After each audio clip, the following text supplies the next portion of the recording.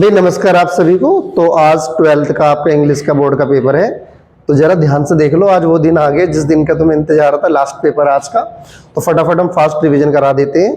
आपको स्क्रीन पर नजर आ रहा होगा ये पिछले साल की इंग्लिश की फास्ट रिवीजन की वीडियो, आप इसे भी देख सकते हो। जैसे आज की वीडियो देखनी है उसे देख सकते हो, दोनों में लगभग एक जैसी ग्रामर का रिवीजन है। तो पढ़ते हैं। सबसे पहले आपको पता होना चाहिए डायरेक्ट इनडायरेक्ट पेपर में 2 नंबर के आते हैं। तो उसके लिए आपने क्या, मैंने सेंटेंस लिखे, इन्हें आप ध्यान से समझ लीजिए। The teacher said honest is the best policy. इन्हें कहते हैं यूनिवर्सल ट्रूथ। तो यूनिवर्सल ट्रूथ क्या होते हैं?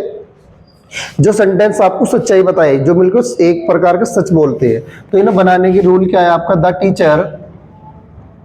टीचर सेड को हम सेड के रहने देंगे, लेकिन अगर यहाँ पर सेड की जगह सेड टू होता, वे जितने बच्चे बैठे हैं यहाँ पे ध्यान दे लो व्हाइट बोर्ड पे पहले। अगर यहाँ पर सेड की जगह सेड टू होता तो यहाँ पर टोल्ड में बदल देते, लेकिन यहाँ पर सेड है तो सेड का सेड रहेगा। Honest is the best policy, तो यहाँ पर दैट से जोड़ेंगे क्योंकि यहाँ पर सिंपल सेंटेंस है। और honesty is the best policy ऐसे आ सकता है। द अर्थ अराउंड द सन, पृथ्वी सूरज के चारों तरफ घूमती है, तो यूनिवर्सल ट्रूथ है। तो इस तरह के अगला सेंटेंस में आपको कुछ रूल याद होने चाहिए। मैं आपको मोजावानी रूल याद करा देता हूँ। अफर्मेटिव में सेड और सेड टू की जगह, अफर्मेटिव या नेगेटिव सेंटेंस होता है, सेड और सेड टू की जगह सेड का सेड रहता है, सेड टू को हम टोल्ड में बदल देते हैं। इन्वर्टेड कॉमा हटा के हम दैट लगा देते हैं। और इंट्रोगेटिव सेंटेंस होता है, there are 2 types, WH word and first of all starting helping verb. Starting में हेल्पिंग वर्ब आती है या फिर आपका WH वर्ड आता है। जिनमें WH वर्ड आता है उन्हें हम WH वर्ड से ही जोड़ देते हैं, और जिनमें हेल्पिंग वर्ब आती है, इजारे में आता है, उसमें हम इफ से जोड़ते हैं। तो आपको नजर आ रहा होगा इसमें WH वर्ड है भाई, तो उसका आंसर जो बनेगा क्या बनेगा? The principal. और सेट टू को आस्केड में बदल देते हैं। सेट टू को किसमें चेंज कर देते हैं? आस्केड में चेंज कर देते हैं। द स्टूडेंट और वाई, तो WH वर्ड है तो WH वर्ड से जुड़ जाएगा ये। अगर मैं WH वर्ड हटा दूं और यहाँ पे मैं डिड लिख दूं, इतना लिख देता हूं, तो फिर डिड वाला सेंटेंस इफ से जुड़ेगा। लेकिन यहाँ पर कौन सा वर्ड दिया है? वाई दिया है, तो इसलिए कौन सा वर्ड से जुड़ेगा? वाई से जुड़ेगा। तो ये आपको याद रखना है। WH वर्ड जब दिया जाए तो WH वर्ड से जुड़ेगा, और हेल्पिंग वर्ब दी जाए तो इफ से जुड़ेगा। फिर दे हमारा थर्ड पर्सन है, थर्ड पर्सन होता है नो चेंज, तो दे का दे ही रहेगा। और ये डिड नोट जो चेंज होता है वो हेड नोट में चेंज हो जाता है। डिड नोट किसमें चेंज हो जाता है? हेड नोट में। और अटेंड ये देयर थर्ड पर्सन है, तो यहाँ पे देयर का देयर आएगा। और रेगुलरली, आसान है, ज्यादा हार्ड नहीं है, बस आपको नियम याद होने चाहिए उसका। थर्ड सेंटेंस हमारा ही सेड टू मी, उसने मुझसे कहा प्लीज हेल्प मी। इसे कहते हैं हम imperative sentence.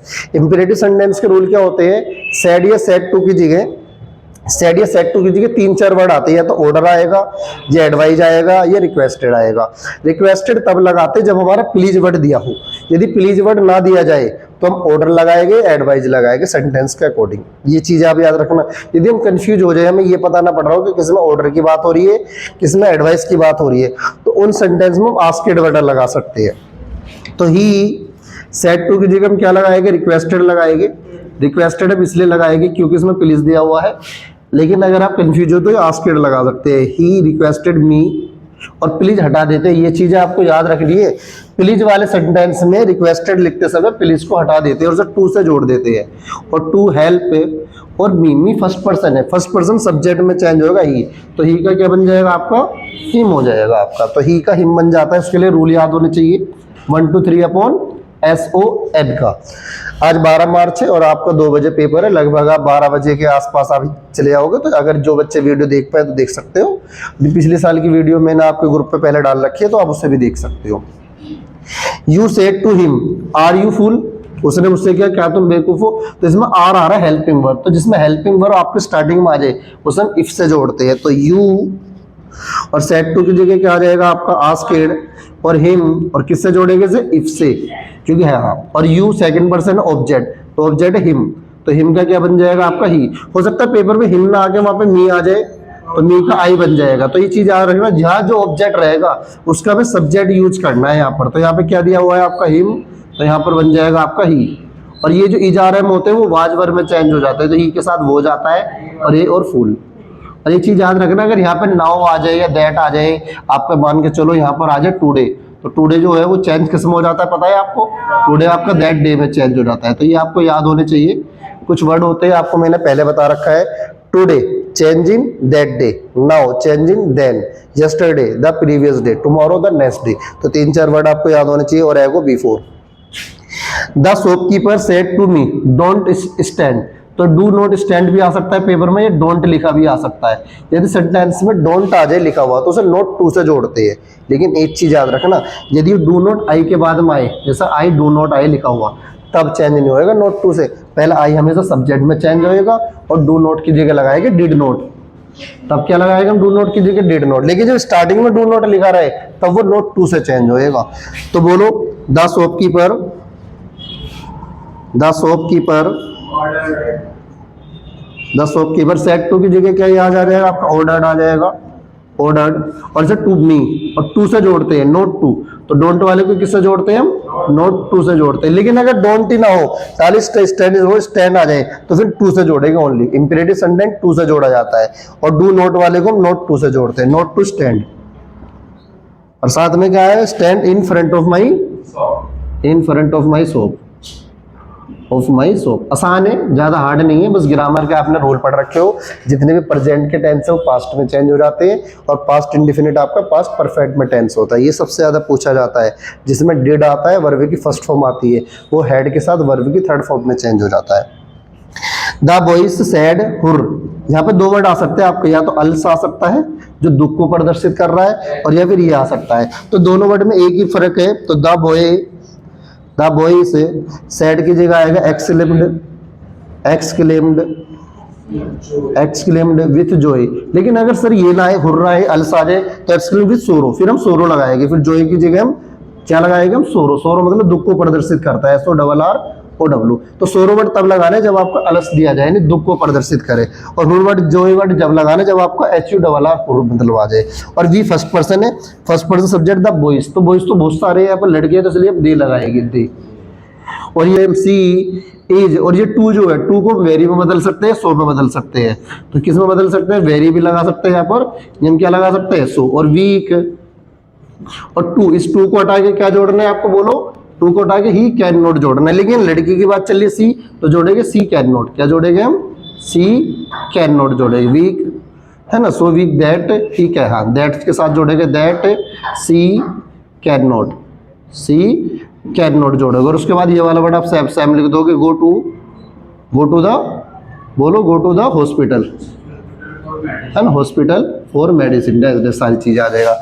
He is rich, she is not happy. तो इसमें एक सेंटेंस में अपोजिट दे रखा है, जब वो अमीर है लेकिन वो हैप्पी नहीं है। भाई जब अमीर इंसान है तो हैप्पी होना चाहिए। जब अपोजिट अर्थ दिया जाता है तो उसमें या तो पेपर में कॉम्प्लेक्स पूछेगा, ये कंपाउंड पूछेगा, सिंबल पूछेगा। तो कॉम्प्लेक्स में क्या करते हैं, इस सी को हटा के हु लिख देते हैं, हु लिख देते हैं। तो क्या बनेगा? She is rich who is not happy, who is not happy. लेकिन अगर सर पेपर में इस सेंटेंस को कॉम्प्लेक्स नहीं पूछा गया, कंपाउंड या सिंबल पूछ लिया जाए, फिर बट से जोड़ेंगे, सी इज रिच बट, फिर आंसर क्या बनेगा? She is rich but she is not happy. ये तब लगाओगे अब सर जब आपको सिंपल या कंपाउंड पूछा जाए, और हु वर्ड तब लगाओगे जब आपसे क्या पूछा जाए? कॉम्प्लेक्स पूछा जाए। द थीफ वाज पनिश्ड, चोर को सजा मिली। द थीफ वाज फाइंड, तो देख सकते हो कंपाउंड बनाना है इसमें, तो क्या बनेगा? द थीफ वाज पनिश्ड, उसे सजा मिली। और साथ में एंड क्या लगाएगा उस पर? फाइन लगाएगा और जुर्माना लगाएगा। आसान है, समझ में आ गया होगा। तो द थीफ वाज इसमें भी आ रहा है और द थीफ वाज इसमें भी आ रहा है। तो शुरू के 3 वर्ड दोनों में मैच हो रहे हैं, उन्हें हटा देना है और उसकी जगह क्या लगा देना है? वहां पर एंड लगा देना है। लेकिन अगर ये सेंटेंस कॉम्प्लेक्स आ जाए तो द थीफ हटा देते और क्या जोड़ देते हैं? WHO जोड़ देते, हु जोड़ देते। जब अगर कौन सा आ जाता है? ये कॉम्प्लेक्स आ जाता है तो हु जोड़ना है। A very healthy man came to me yesterday, he was blind. एक है ना बूढ़ा आदमी मेरे पास आया, वो कैसा था? वो अंधा था, ही वाज ब्लाइंड। तो कॉम्प्लेक्स सिंपल, तो बोलिए कैसा बनेगा? A very health man came to me yesterday, he की जगह हुआ आएगा, क्यों कॉम्प्लेक्स बना रहे हैं? हु वाज और ब्लाइट आएगा। लेकिन अगर पेपर में सर सिंपल आ जाए तो जो ब्लाइट वाली बात चल रही है वो आदमी की तो बात चल रही है, तो a blind very healthy man, a very health blind है ना, blind man came to be yesterday, खत्म हो गया सर। जस्ट आपकी डिग्री है, डिग्री आपकी 3 टाइप की होती है, पॉजिटिव, कंपैरेटिव, सुपरलेटिव। तो Gandhi ji was one of the greatest leader of the world, तो याद रखना वन से याद रखना है। यदि पेपर में आपका वन आ जाए ONE वन, तो उसे हम किस में जोड़ेंगे, a very few, a very few इसमें जोड़ेंगे जब हम पॉजिटिव डिग्री बनानी है। A very few leader, a very few leaders और ऑफ द वर्ल्ड, और साथ में फिर लिखेंगे हम आर। देखो लीडर्स आ रहा है तो यहाँ पर आर लगाएंगे, क्यों लगाएंगे, बहुत सारे लीडर है। अगर एक लीडर होता तो इज लगाते, लेकिन बहुत सारे लीडर है तो यहाँ पर हम वर लगाएंगे, WER, वर क्यों लगा रहे, वोज का विपरीत वर होएगा। और ये क्या लिख रखा है आपका, बोलिए, आपका वर्ड दे रखा है आपका ग्रेटेस्ट, तो ग्रेटेस्ट जोड़ेंगे as great, as great as. ये वाला जो EST वाला वर्ड दिया हुआ है उसमें से EST हटा देना है और ग्रेट लिख देना है, और दोनों को एज और एज से जोड़ देना है। और लास्ट में क्या लिख रहा है, गांधी जी, तो गांधी जी आपका लास्ट में आ जाएगा, गांधी जी। समझ में आ गया होगा आपको। फिर बता देता हूं, जब भी आपको सेंटेंस में ONE वन मिले तो ONE वन में शुरू में ए वेरी फ्यू लगाना है, और उसके बाद के जो वर्ड के बाद के जो शब्दों से लिख देना है, leader of the world, leader of the world. और यहाँ पर वॉज दिया है तो यहाँ पर वर लगाएंगे, और एज ग्रेट एज, हाँ तो वर्म क्यों लगा रहे, कल में ध्यान नहीं दिया था, लीडर्स है यहाँ पर, अगर हम बहुत सारे लीडर्स इसलिए हम वर लगाएंगे, एक होता तो वोज लगाते हम, है ना। Did you not write a letter, ये पैसिव वॉइस बनाते हैं, एक्टिव पैसिव वॉइस के रूल होते हैं, सब्जेक्ट को ऑब्जेक्ट बनाते हैं, ऑब्जेक्ट को सब्जेक्ट बनाते हैं, use verb with third form always. तो बोलिए, तो ए लेटर यहाँ पर आ जाएगा यू की जगह, यहाँ आ गया ए लेटर, ए लेटर आ गया। और ये डिड है, डिड वाला सेंटेंस किसमें हो जाता है, उससे अगले में यानी वोज में चेंज हो जाता है, एक लेटर तो वोज आएगा, वोज ए लेटर। और साथ में क्या आएगा आपको जानते हो, वर्ब की थर्ड फॉर्म रिटर्न, है ना, रिटर्न बाय, और यू का यू रहेगा, बाय यू। अगर यहाँ पे यू की जगह मान लेते हैं ही होता तो ही का क्या बन जाता, आपका हिप बन जाता, उसको ऑब्जेक्ट लगाते, लेकिन यहाँ पे कौन सा वर्ड दिया था, यू, तो यू का क्या रहता है आपका, बोलो, यू ही रहता है। Kolkata is the biggest city in the India, तो कोलकाता सबसे बड़ा शहर है, क्या बनाना है इसका, पॉजिटिव बनाना है। तो पॉजिटिव बनाने के लिए नो अदर, शुरू में क्या लगाते हैं हम, नो अदर लगाते हैं, no other city in India, in India, और इज, और फिर ये क्या दे रखा है, बिगेस्ट, बिगेस्ट की स्पेलिंग में पहले बिग लिखेंगे और शुरू में एज और लास्ट में एज, जैसे हमने यहाँ लिखा था, ग्रेट की स्पेलिंग जो लिख रखी थी ना ग्रेटेस्ट की स्पेलिंग में, तो ग्रेट लिखा था। और फिर साथ में क्या है, बोलो, ये कोलकाता, आसान है भाई। एज और एज ये पॉजिटिव डिग्री को दर्शाता है, ये दो है, इसमें भी लिखा है हमने एज और as great as, positive degree को बताना है, कोलकाता। हम ये इंग्लिश की पेपर के लिए आपके क्वेश्चन आंसर है, शॉर्ट क्वेश्चन, इनाम ध्यान से देखिएगी। Why was Derry impressed by the mister Lamb, Derry Lamb से क्यों प्रभावित हो रहा है, आपने क्वेश्चन पढ़ रखा होगा चैप्टर डेरी और लैम वाला। एक लड़का होता है डेरी जिसके चेहरे पे तेजाब डाला हुआ है, एक लड़का है लैम जिसके पैर आपका लंगड़ा इंसान है वो। तो Derry notice that Mr Lamb has a tin leg, तो डेरी नोटिस करता है कि मिस्टर लैम के टीन लोहे की टांग लगी हुई है। Still enjoy his life fully, तो क्वेश्चन आंसर आपको देख रहा होगा, स्क्रीन में नजर आ रहा है, सब अच्छे से याद कर लेना। सेकंड क्वेश्चन है आपके सामने जो है, who is Mr Lamb, Mr Lamb कौन था, Mr Lamb is an old man, Mr Lamb एक बूढ़ा व्यक्ति का, he lives in big house, वो एक बड़े से मकान में रहता था। यदि इन चैप्टरों के लॉन्ग क्वेश्चन आ जाएंगे तो 2 या 3 शॉर्ट क्वेश्चन मिला के आप लॉन्ग क्वेश्चन कर सकते हैं। जिन बच्चों ने अच्छे से पहले से लॉन्ग क्वेश्चन याद कर रखे अच्छी बात है, लेकिन जिन पे लॉन्ग क्वेश्चन याद नहीं हो रहे हैं वो बच्चे 2 या 3 शॉर्ट क्वेश्चनों को मिलाकर लॉन्ग क्वेश्चन कर सकते हैं। जिन बच्चों ने चैप्टर की समरी पढ़ रखी है वो समरी के आधार पर भी बना के लिख सकते हैं, छोड़ के कुछ भी नहीं आओगे आप पेपर, ठीक है जी, आसान है सारी चीज़ें। हु वाज हना, हना कौन थी, Hana was a doctor Sadao wife, he met him in America, पढ़ रखा है आपने चैप्टर, ये भी अमेरिका में मिली थी, प्रोफेसर था हाउस के मकान में, आसान है। ये भी वो वाला देखा होगा आपने, एक आदमी होता है जो विदेश से मतलब पानी के रास्ते से नीचे आ जाता है तट के पास में, सुन रखा है आपने पूरे चैप्टर की समरी पढ़ रखी है ना। How did doctor Sadao operate the white man, जो वाइट मैन के जो आदमी है वो जो दुश्मन है जो उसके छिपाने की कोशिश करते घर पे, the white man was the bounded soldier of America.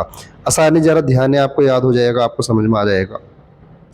ठीक है ना जरा, तो टेंशन न ले, इन क्वेश्चनों को इन्हें ध्यान से देख ले। एक क्वेश्चन है how is Antarctica the perfect place to study environment changes, तो ये आसान है, अंटार्कटिका वाला है, एक जाने की कोशिश करते यात्रा करते हैं अंटार्कटिका की, आसान है चैप्टर, ठीक है ना।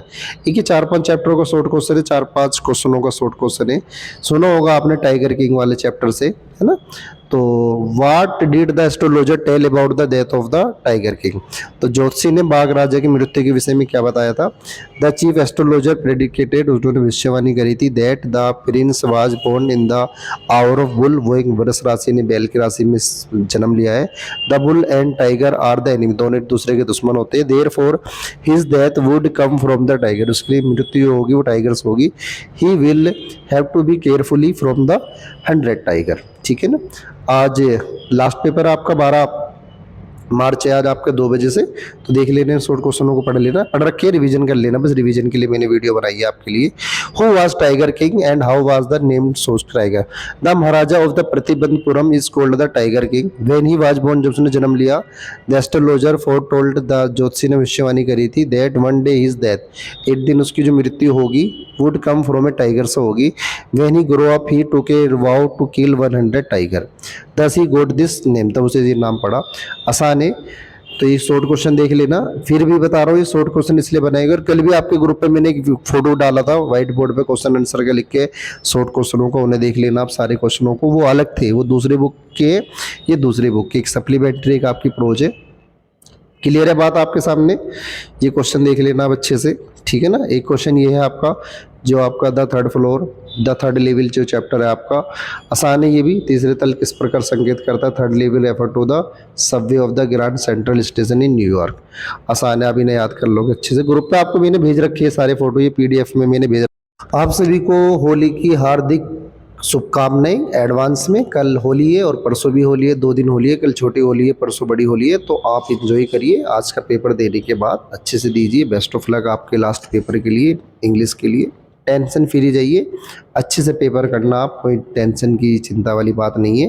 पैराग्राफ ही आएगा स्टार्टिंग का 15 नंबर का, 3-3 नंबर के क्वेश्चन उस पैराग्राफ में छिपे जाएंगे। एक ऐसे है, ऐसे के PDF में मैंने भेज रखी है, और ऐसे को हेडिंग के साथ आप जरूर शो करना आप, ठीक है ना। ऐसा ना हो ऐसे आप हेडिंग के साथ शो ना करो, तो ऐसे लिखते समय, आर्टिकल लिखते समय उनके अब हेडिंग जरूर नोट करना सारी चीज़ें, ठीक है। और मैंने लेटर का फॉर्मेट दे दिया, जहाँ पर डैश बना हुआ है वो डैश में वो लेटर का नाम आ जाएगा जो लेटर आपको दिया गया है, जैसे लाउड स्पीकर वाला हो गया, या इलेक्ट्रिसिटी वाला हो गया, या पोल्यूटेड वाटर हो गया, तो वो डैश में आपको वो आ जाएगा सारी चीज़ें। फॉर्मेट आपने याद कर रखा है, 1-2 लेटर आपने अच्छे से याद कर रखे होंगे, ठीक है। धन्यवाद वीडियो देखने के लिए। क्या आएगा, पैसेज की स्टार्टिंग आपको कैसे करना है, पहले स्टार्टिंग के 2 वर्ड लिखने हैं, फिर डैश डैश करके लास्ट के 2 वर्ड लिखने हैं। 3-3 नंबर के क्वेश्चन पैसेज में मिल जाएंगे, फिर एंटोनियम सिनोनियम वाला आएगा, फिर ऐसे आपके 3 है, डोरी सिस्टम जिसे देश प्रथा कहते हैं, online education, important games and sports, और अनएम्प्लॉयमेंट वाला। इनके आंसर आपको लिखते समय पेपर में हेडिंग के साथ आपको दर्शाना है। अभी थोड़ी देर पहले मैंने ये बातें बोली थी, आपको स्क्रीन पर नज़र आ रहा होगा। इन हेडिंग को आप जरूर याद कर जाए, अगर आपको पूरा ऐसे याद नहीं हो रहा है, आपको बनाना नहीं आता, कम से कम आप हेडिंग लिखे और उसके बाद में आप बना के कुछ लिख सकते हैं।